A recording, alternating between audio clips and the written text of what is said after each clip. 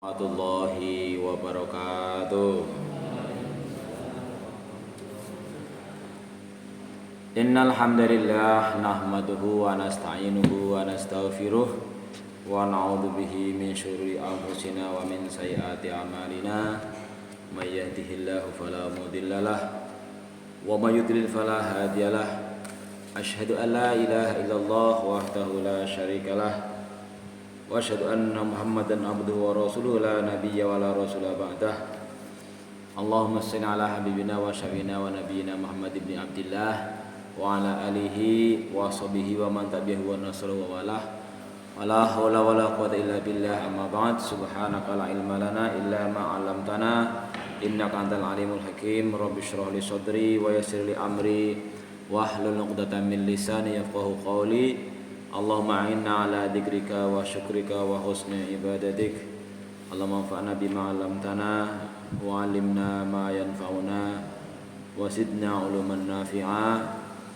Allahumma inna nas'aluka hubbaka wa hubba nabiyyika wa hubba man yuhibbuka wa hubbal amali alladhi yuballighuna ila hubbika. Allahumma ij'al hubbaka habba ilaina min anfusina wa auladina wa amwalina wa minal ma'il barati, amin ya rabbal alamin. Ibu bapak jamaah salat subuh, kaum muslimin muslimat, para shaimin shaimat rahimakumullah.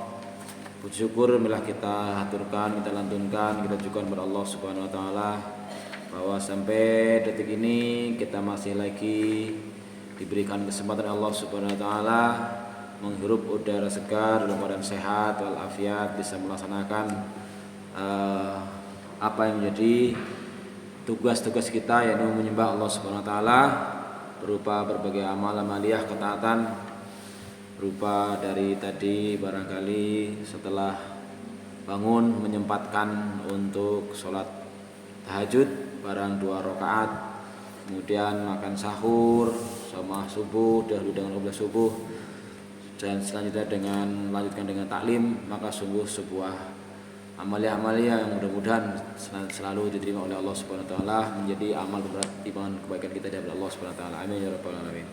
Salawat serta salam semoga tansah selalu tercurah pada junjungan Nabi Muhammad sallallahu alaihi wasallam beserta para sahabat, keluarga dan para pengikutnya. Hadirin jamaah sekalian, hari ini kita telah memasuki hari yang ke-24.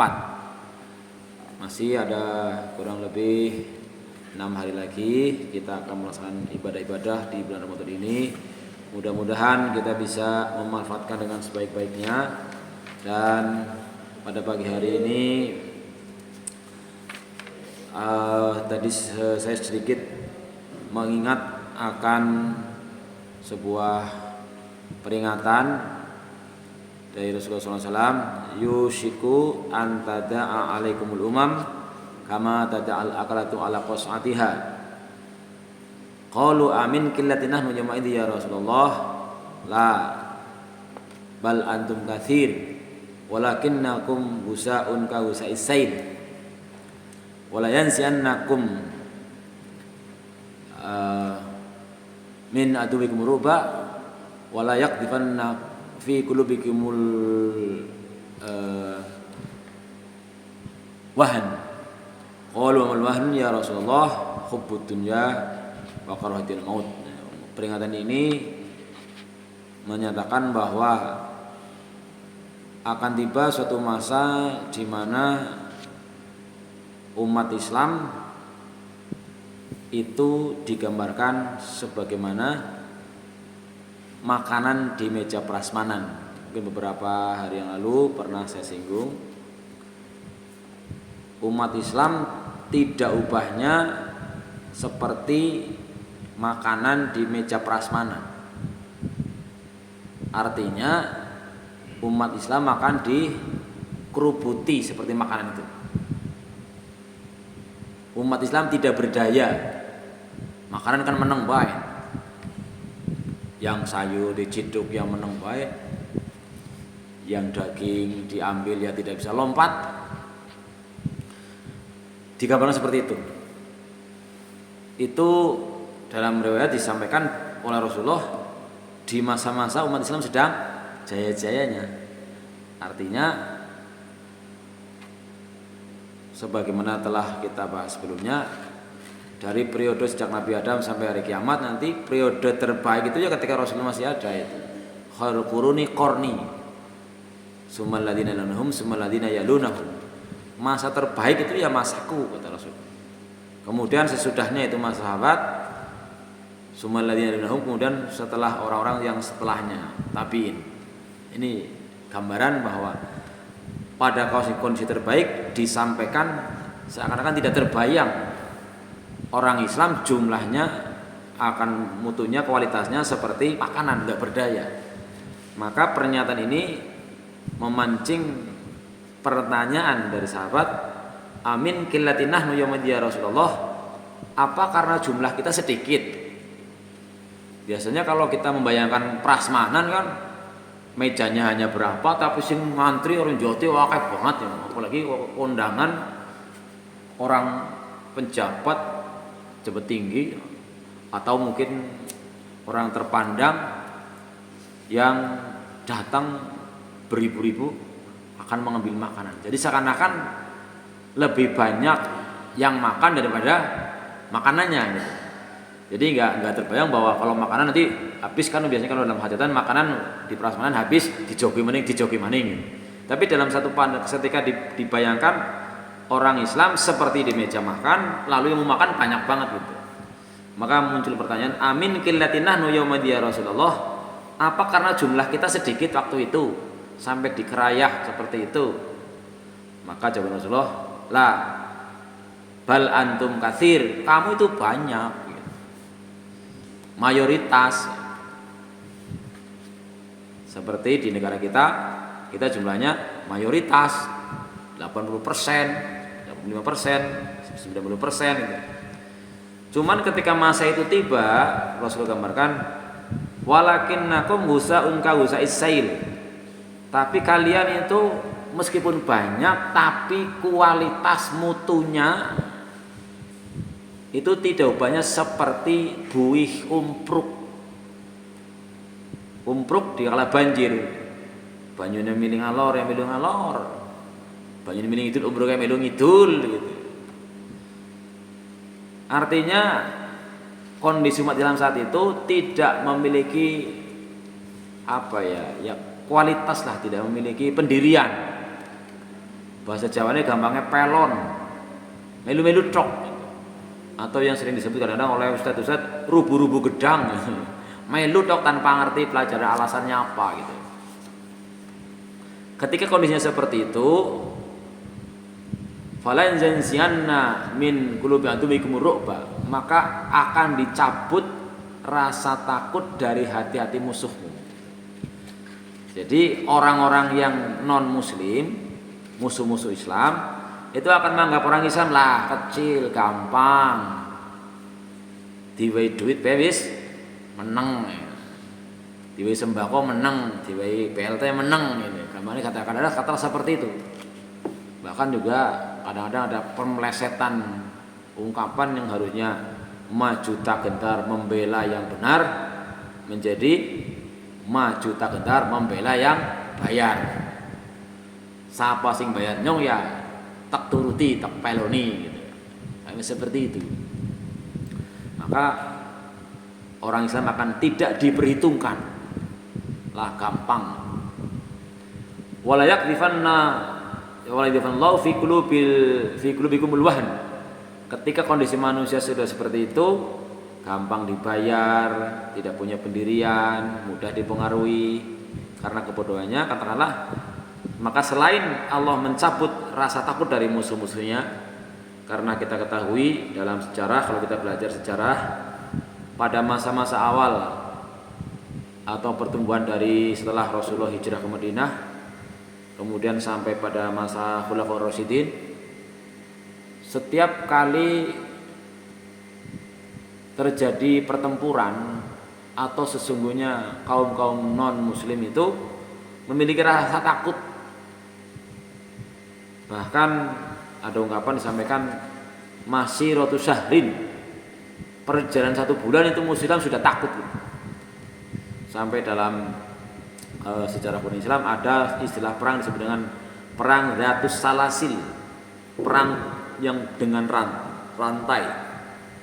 Ya kita tahulah sejak zaman Rasulullah, sejak perang Badar sampai selanjutnya itu jumlah umat Islam sedikit, jumlah musuhnya banyak, tapi selalu diberi Allah kemenangan. Tapi ketika kondisi seperti tadi akan sampai, maka selain dicabut rasa takut dari musuh-musuhnya adalah wala yaqdhifannallahu fi qulubikumul wahn. Allah akan menaruh ke dalam hati-hati kalian sebuah wahan. Ini juga waktu disampaikan pernyataan yang belum terkenal, sehingga sahabat bertanya, wa mal wahnu ya Rasulullah, apa itu wahan itu? Wahan itu hubbud dunya wa karahiyatul maut. Itu penyakit cinta dunia, demi harta benda dunia, jabatan dan sebagainya di dunia, tapi benci mati gitu. Cinta dunia dan benci mati. Nah, ini kemarin sudah kita bahas tentang masalah dunia. Antara lain kemarin sudah disinggung bahwa wamal hayatud dunya illa mata'ul ghurur. Padahal sebenarnya kenikmatan dunia itu adalah suatu kenikmatan yang menipu. Memang bikin senang tapi bukan bikin tenang.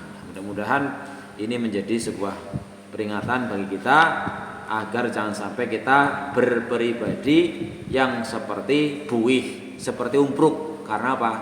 Ketiadaan pengetahuan, ketiadaan keyakinan kita bahwa agama kita ajarannya adalah ajaran yang terbaik.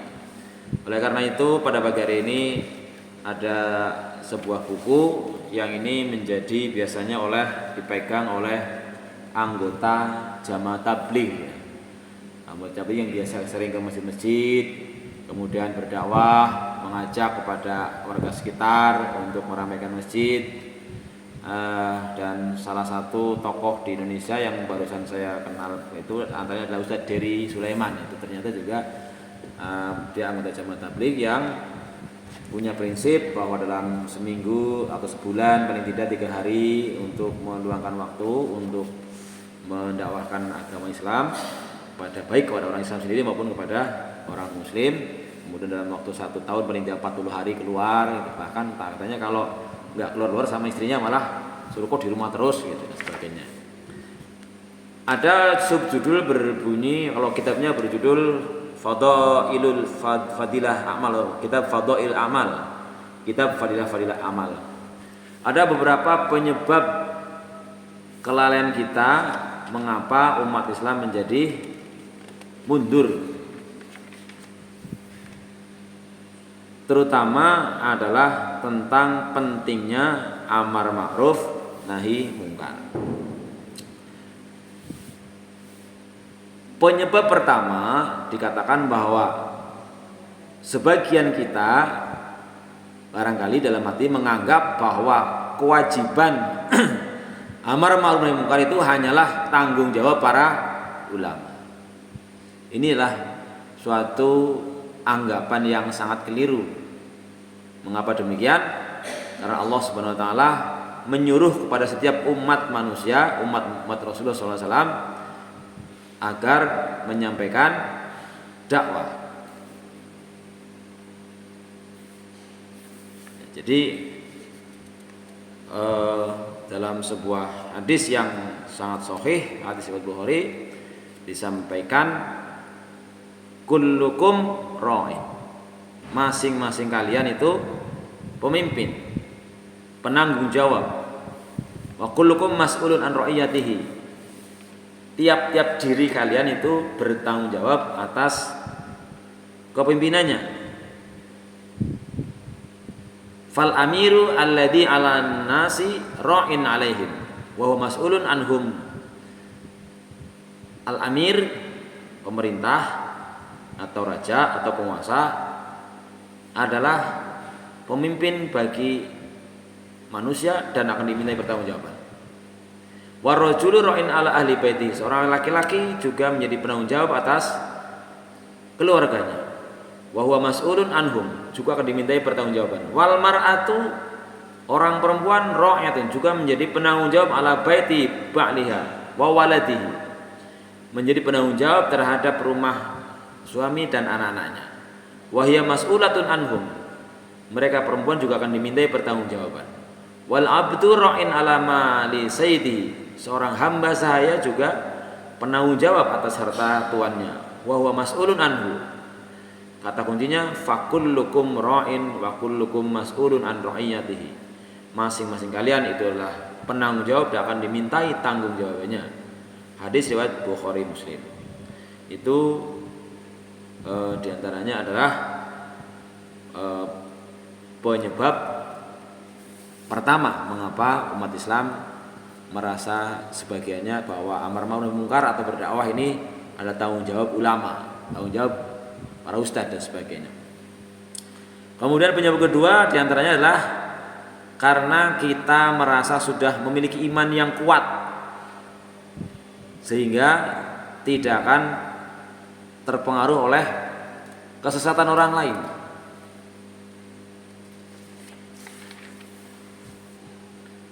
Jadi barangkali kita yang sudah biasa istiqomah ke masjid, istiqomah mengikuti taklim, itu merasa imannya sudah kuat sehingga tidak akan terpengaruh.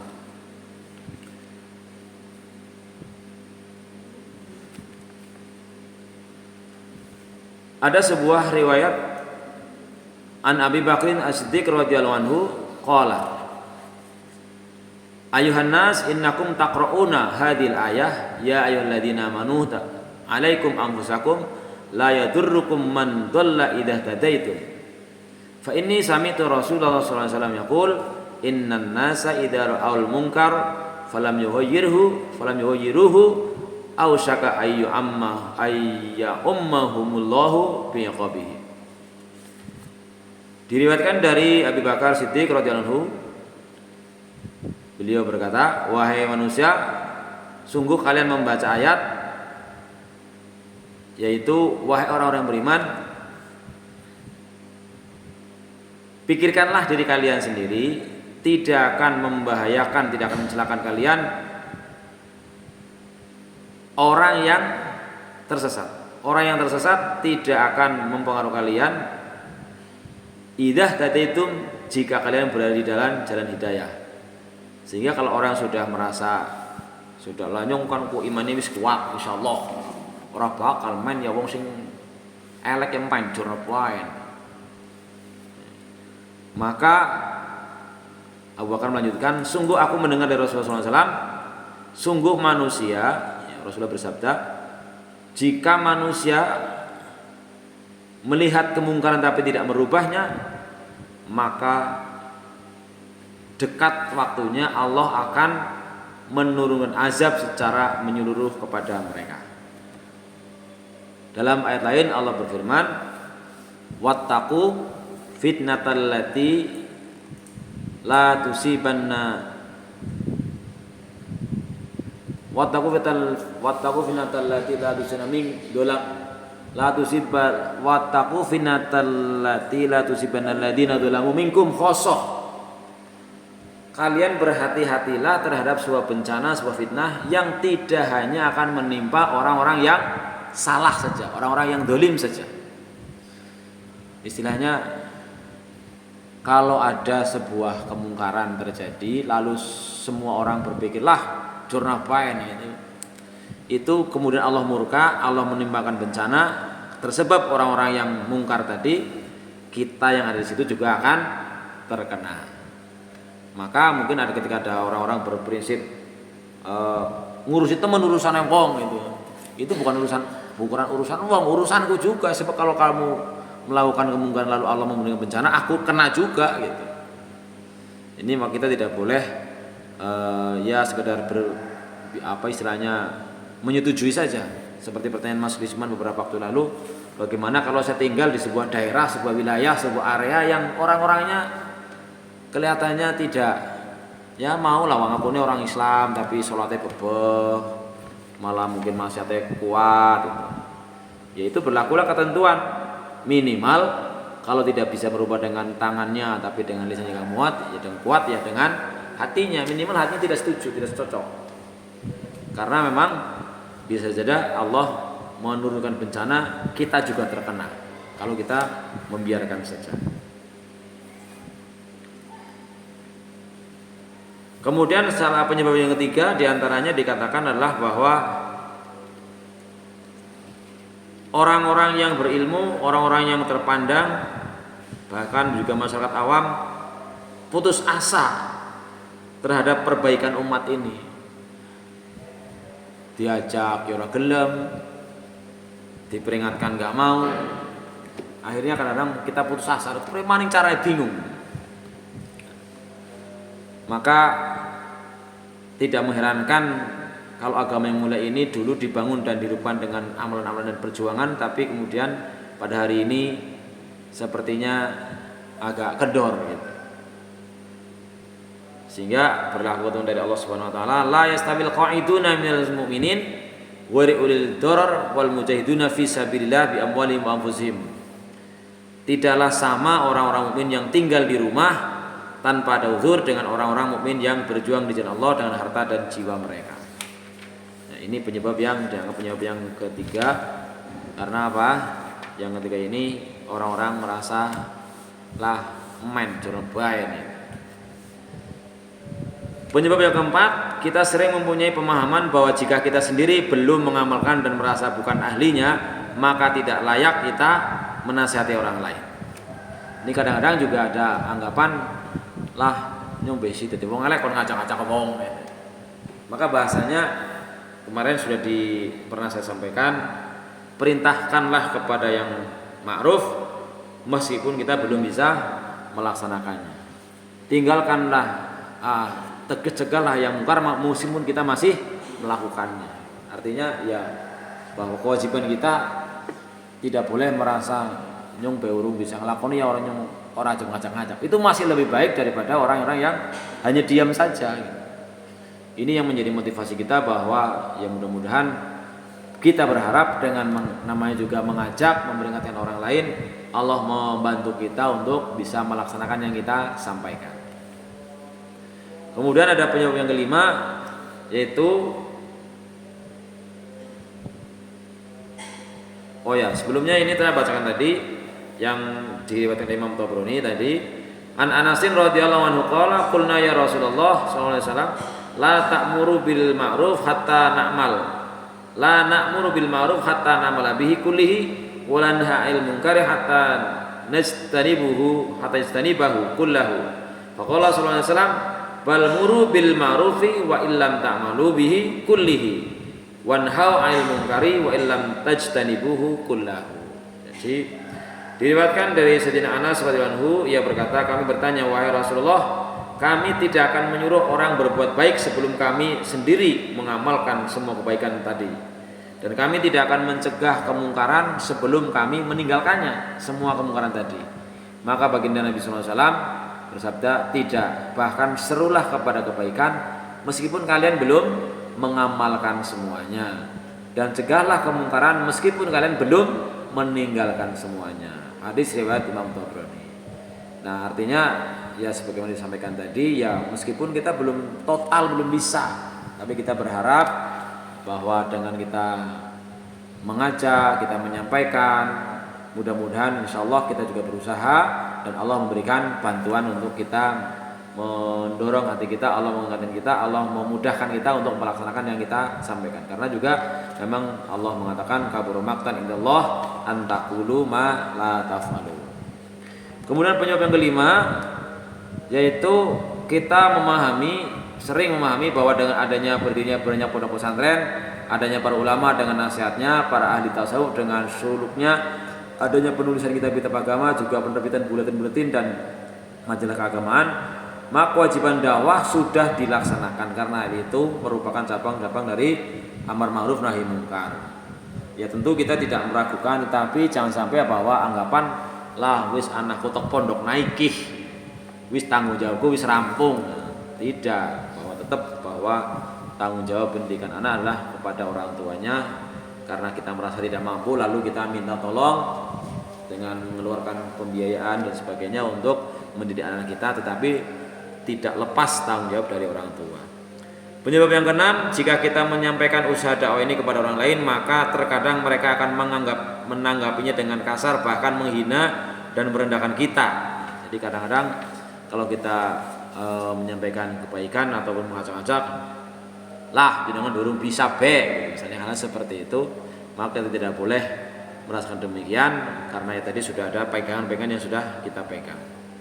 Nah, mudah-mudahan sekelumit tentang analisis mengapa umat Islam banyak sekarang kualitasnya terkadang dianggap sebagai menurun, ataupun tadi dikhawatirkan apa yang Rasulullah sampaikan akan terjadi, maka mudah-mudahan kita bisa memahaminya, kemudian bisa bagaimana mencari solusi-solusi ya sebaik mungkin, sebisa yang kita lakukan. Jangan sampai kemudian kita bermasa bodoh dan salah memahami tentang ajaran-ajaran Islam yang mestinya kita pahami secara menyeluruh. Sebagaimana pesan Allah Subhanahu wa taala, udkhulu fis-silmi kafah. Masuklah ke dalam Islam secara total. Maka oleh penulis buku ini disampaikan langkah-langkah perbaikan yang bisa dilakukan. Yang pertama tentu selalu menjaga ketertiban amalan sebagai layaknya yang berikutnya. Ini yang sifatnya istiqomah. Nah, jadi ada sebuah hadis ketika seorang sahabat bertanya atau meminta nasihat kepada Rasulullah SAW, ya Rasulullah, kulli fil Islam la as'alu anhu ahadan ghairaka. Ya Rasulullah, tolong berikanlah saya nasihat tentang agama Islam ini yang saya tidak akan bertanya kepada orang lain. Lalu dijawab, qul amantu billah summastaqim. Ada dua unsur di situ. Yang pertama, yakini, imani dengan benar, pahami iman itu dengan benar, kemudian istaqim, beristiqomahlah. Maka kita insya Allah bisa merasakan bahwa kalau sekali-kali kita puasa sunnah barangkali enteng, sekali-kali kita tahajud mudah. Yang paling sulit adalah istiqomah melaksanakan. Maka ada wasiat-wasiat yang kalau kita mengetahui dari Rasulullah SAW, kita laksanakan secara istiqomah. Misalnya ada pesan dari Rasulullah kepada seorang, ya Badarin kalau nggak salah, la tada'anna, jangan sekali-kali kamu tinggalkan. Artinya itu berarti harus dikerjakan secara istiqomah terus-terusan. La tada'anna fi duburi kulli salat antakul Allahumma a'inni ala dzikrika wa syukrika wa husna ibadatik. Ini ketika kita belum menjumpai hadis ini, barangkali dulu ketika kita sholat ya bacanya standar. Standar artinya apa? Ketika tahiyat selesai ya seperti itu aja, tidak ada tambahan ini. Jadi biasanya ketika tahiyat akhir sudah innaka hamidum majid, Allahumma inni a'udzubika min adzabil qabri wa min adzabil nar, atau min adzabil jahannam wa min adzabil qabr wa min fitnatil mahya wal mamat wa min fitnatil masiihid dajjal. Kan udah begitu aja yang diajarkan kepada anak-anak. Lalu kita baru kemudian assalamualaikum kan, salam kanan kiri. Tetapi setelah kita mendapati hadis ini mestinya gitu kan, karena ada pesan la tada'anna, jangan sekali-kali kamu tinggalkan dubura atau fi duburi kulli salat, di akhir salat. Meskipun ada yang memahami, namanya juga pemahaman ya fikih, tapi teksnya berbunyi jangan sekali-kali kamu tinggalkan di dubur tiap-tiap salat. Berarti kan salat apa saja? Antakul, kamu mengucapkan Allahumma a'inni ala dzikrika wa syukrika wa husna ibadatik. Ya Allah, bantulah saya, tolonglah saya ala dzikrika, agar senantiasa mengingatmu, wa syukrika, dan senantiasa bersyukur kepadamu, wa husna ibadatik, dan senantiasa beribadah dengan sebaik-baiknya kepadamu. Ini berarti kita mestinya laksanakan secara istiqomah.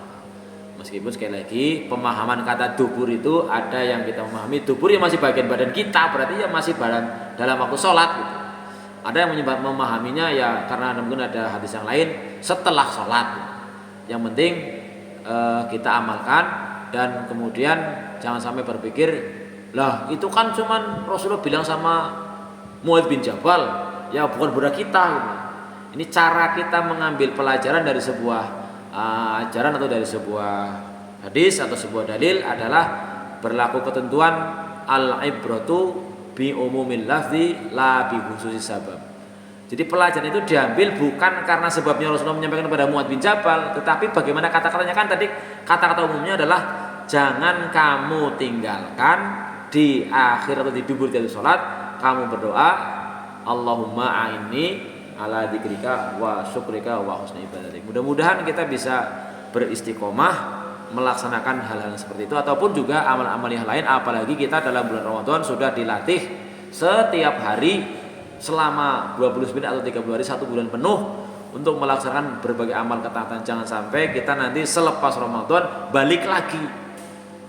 Sebagaimana kemarin sudah disinggung kemarin, diupayakan insya Allah mudah-mudahan pertanda amaliyah kita diterima selama bulan Ramadan adalah kita bisa menjaga keistiqomahannya. Kita tekadkan, memang berat sekali tadarusnya, baca Qur'annya, mengkaji Qur'annya, ya amal-amal lainnya gitu. Insya Allah mudah-mudahan ketika Allah membantu kita dengan doa tadi, maka akan kita tekadkan, kita upayakan agar di luar bulan Ramadan juga tetap kita laksanakan, baik itu puasanya, baik itu bangun paginya, baik sahur dan sebagainya. Saya dikhawatirkan kalau nanti balik lagi itu merupakan kategori atau tanda-tanda amalnya tidak diterima.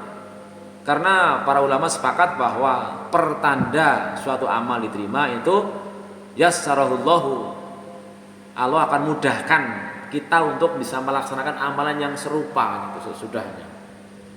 Maka yang tinggal 6 hari ini mudah-mudahan bisa tambah kuat untuk bisa melaksanakannya. Tekadkan dari sekarang bahwa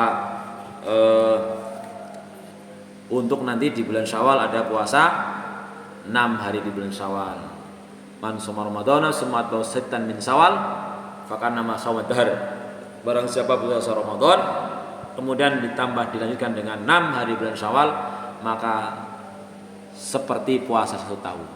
Mungkin ada pertanyaan, itu kalau orang puasa Daud berarti perlu puasa Syawal apa enggak? Ya, para ulama sepakat bahwa puasa Syawal itu tidak harus urut. Tidak harus urut tiap sehari selama 6 hari, atau tidak harus pada sesudah bulan Syawal, hari pertama adalah hari Idul Fitri diharamkan untuk berpuasa, terus besoknya langsung puasa. Terus juga misalnya ada pertanyaan, bagaimana kalau orang perempuan yang punya hutang di bulan Ramadan? Ya, yang terbaik tentu sarutangi dulu hutangnya, hutang puasanya. Tapi ada juga berpendapat karena bulan puasa Syawal hanya terdapat di bulan Syawal, ya sementara kewajiban membayar bulan Ramadan puasanya boleh di bulan-bulan yang lain. Sehingga ada yang berpendapat bahwa kalau puasa Syawal boleh saja utang puasa Ramadannya belum dibayar, nanti bayar di bulan sesudah bulan Syawal. Tetapi tadi kalau kita bicara yang terbaik, ya otomatis bisa di bulan, maksudnya dilaksanakan nyarutang dulu baru kemudian puasa Syawal. Ini mudah-mudahan juga amal yang lain itu salah satu cara langkah untuk perbaikan umat ini, tentu perbaikan dari diri kita sendiri dulu. Ku anfusakum wa ahlikum naro. Perbaikilah, jagalah diri sendiri dan keluarga. Berarti kemudian juga dengan keluarganya. Dan setelah kita memiliki kekuatan yang keyakinan yang mantap akan pengertian la ilaha illallah Muhammadur Rasulullah, bukan sekedar ucapan tapi mengandung falsafah bahwa segala sesuatunya harus sesuai dengan yang Allah berikan contoh lewat Rasulullah dan diyakini benarnya. Kemudian berdisiplin dalam sholat dengan menjaga adab dan syarat rukun dan menunaikannya dengan khusyuk dan khudu. Ini saya kira bukan hal yang mudah ya untuk bisa berdisiplin. Minimal ya begitu ada adzan segera. Yang terbaik itu sebelum adzan sudah siap.